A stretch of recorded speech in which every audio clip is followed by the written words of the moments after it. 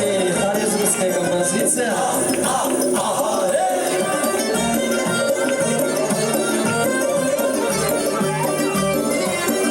Toshkentdan Xorazmgacha 1100 kilometr, 1100 kilometr. Kabularim maktubimni darborib yora etdi.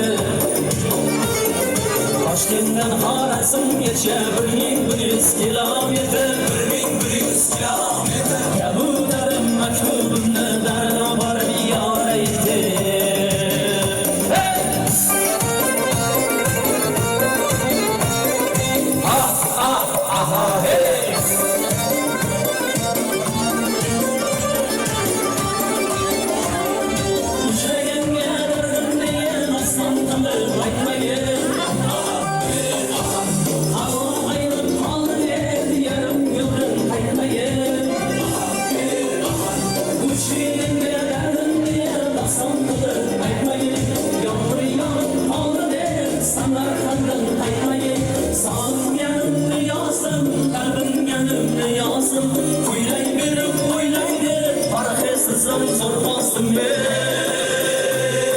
Toshkentdan Xorazmgacha 1100 kilometr, 1100 kilometr. Kabularim maktubimni darborib yora etdi.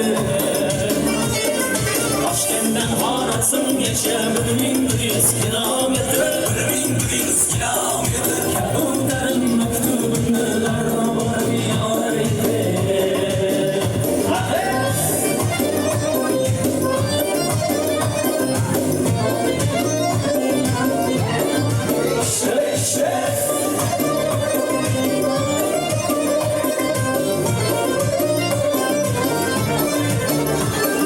Toshkentdan Xorazmgacha 1100 kilometr, 1100 kilometr. Maktubimni olgan bo'lsang rahming kelsin uyga o'tir.